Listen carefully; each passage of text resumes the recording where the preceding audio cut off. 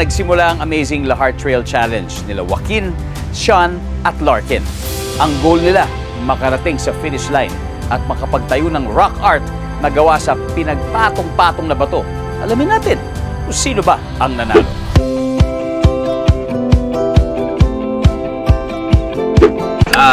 Grabe, sobrang ganda pala dito. Saka grabe yung adventure, no? Kumbaga, yung paggamit namin ng ATV, hindi lang siya super enjoy.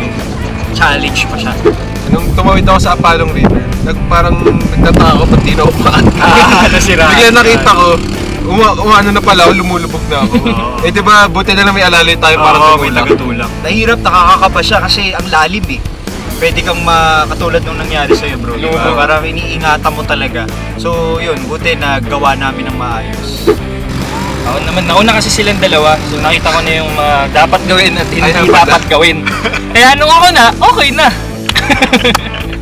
Pinakamahirap na parte, siguro yung pinakauna yung sa Apalong River. Kasi nga, yun pala unang Sabak River agad eh. Kaya parang 5 minutes pa lang kami, may nasiraan na agad. Kaya parang welcome to the trail. Welcome agad. Welcome agad. Pero at the end, it's all worth it kasi ganito kaganda yung view. You get to enjoy the water and everything. It's very peaceful.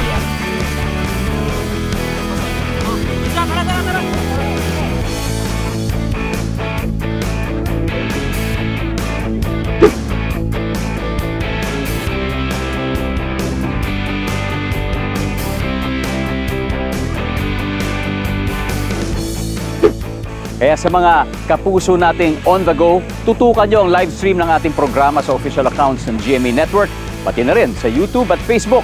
At mag-comment din kayo sa ating mga kwentong amazing.